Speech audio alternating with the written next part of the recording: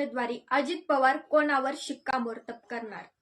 नमस्कार, मी डावकर आदितीन. आपण पाहतात ट्रुथेक्स न्यूज. जुन्नर तालुक्यातील बोरी गटाची जिल्हा परिषद निवडणूक सध्या चांगलीच चुरशीची ठरत आहे. विशेष म्हणजे राष्ट्रवादी काँग्रेस अजितदादा पवार गट नेमकी कुणाला उमेदवारी देणार याकडे संपूर्ण तालुक्याचे लक्ष लागले आहे.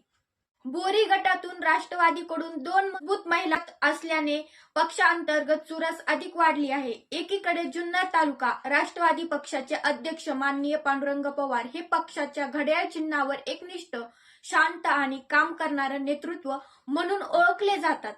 त्यांच्या सूनबाई कविता संदीपान पवार या जिल्हा परिषद निवडणुकीसाठी इच्छुक उमेदवार म्हणून पुढे आल्या आहेत.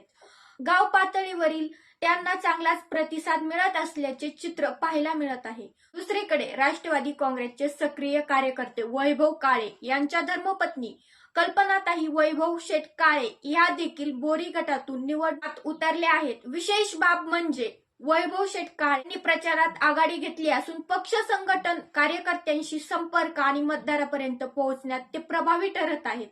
या सगळ्या राजकीय गणितामध्ये सर्वात महत्वाची भूमिका जुन्नर तालुक्याचे आमदार बेनके यांच्या सूत्राच्या माहितीनुसार अंतिम उमेदवारी निर्णय पुण्यातील वरिष्ठ पातळीवर म्हणजेच अजितदादा पवार यांच्या मार्गदर्शनाखाली होण्याची शक्यता आहे.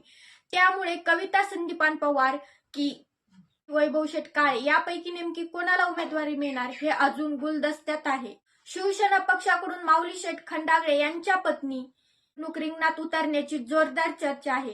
यामुळे बोरी गटाला लढत द्विपक्षीय नव्हे तर त्रिकोणी होण्याची चिन्ह आहेत.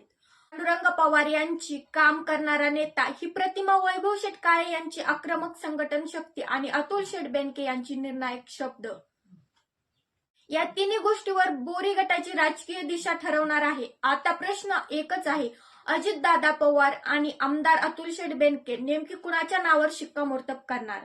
बोरी गटाची ही निवडणूक फक्त जिल्हा परिषदेसाठी नाही तर जुन्नर तालुक्यातील आगामी राजकारणाची दिशा ठरवणारी ठरणार आहे. हे विश्लेषण केलं होतं आमचे प्रतिनिधी अजित गाडगे यांनी.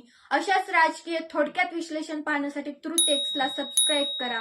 भेटू पुढच्या व्हिडिओमध्ये. तोपर्यंत धन्यवाद.